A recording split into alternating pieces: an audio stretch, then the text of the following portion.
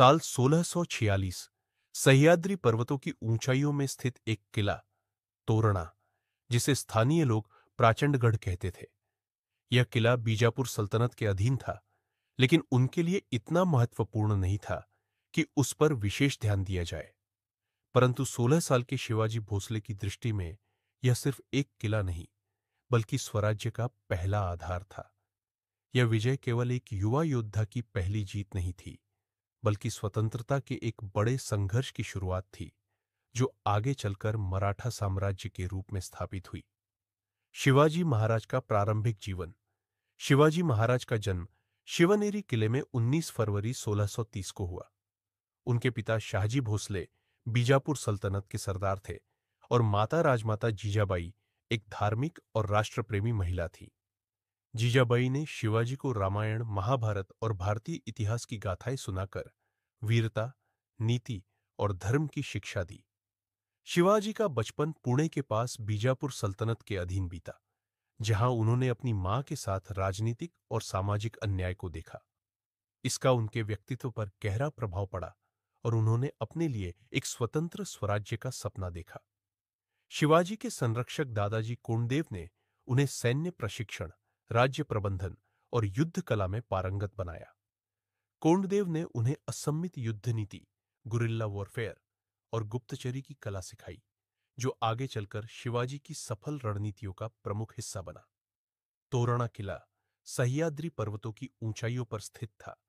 यह पुणे के निकट था और इलाके के सभी मार्गों पर नजर रखने के लिए आदर्श स्थान था। शिवाजी को पता था कि अगर इस किले पर अधिकार कर लिया जाए तो आसपास के क्षेत्रों पर नियंत्रण प्राप्त करना आसान हो जाएगा। बीजापुर सल्तनत का ध्यान इस किले पर बहुत कम था।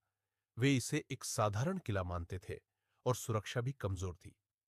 शिवाजी ने इस कमजोरी को पहचाना और इसे अपने पहले विजय अभियान के लिए चुना। शिवाजी ने स्थानीय मावलों से संपर्क किया, जो उनकी स्वतंत्रता की भावना से प्रेरित थे। मावले पहाड़ी युद्ध में निपुण थे और इलाके को भलीभांति जानते थे। उनकी वफादारी और साहस ने शिवाजी के अभियान को शक्ति प्रदान की। शिवाजी महाराज ने अपने गुप्तचरों को भेजकर किले की सुरक्षा व्यवस्था और सैनिकों की स्थिति का अध्ययन करवाया। उन्होंने जाना कि किले की सुरक्षा कमजोर है और सैनिकों का मनोबल गिरा हुआ है। शिवाजी ने अपने सैनिकों को छोटे छोटे दलों में बांटकर रात के अंधेरे में किले पर हमला करने का निर्णय लिया। यह असम्मित युद्ध नीति का हिस्सा था, तेजी से हमला करना और दुश्मनों को चौंका देना। शिवाजी और उनके मावले सैनिक चुपचाप किले के द्वार तक पहुंच गए। चौकियों पर तैनात सैनिकों को हराकर उन्होंने किले पर कब्जा कर लिया। सुबह होते होते तोरणा किला पूरी तरह से शिवाजी के नियंत्रण में आ चुका था। बीजापुर सल्तनत इस घटना से चौंक गई। एक युवा राजकुमार ने बिना किसी बड़े सैन्य बल के उनका एक महत्वपूर्ण किला छीन लिया था। आदिल शाह ने शिवाजी को कुचलने के लिए अपने दरबार में योजनाएं बनाई, लेकिन शिवाजी की चतुराई और तेजी ने उन्हें बार बार असफल किया। तोरणा किले में प्रवेश करने के बाद शिवाजी को वहां छुपे हुए खजाने का पता चला।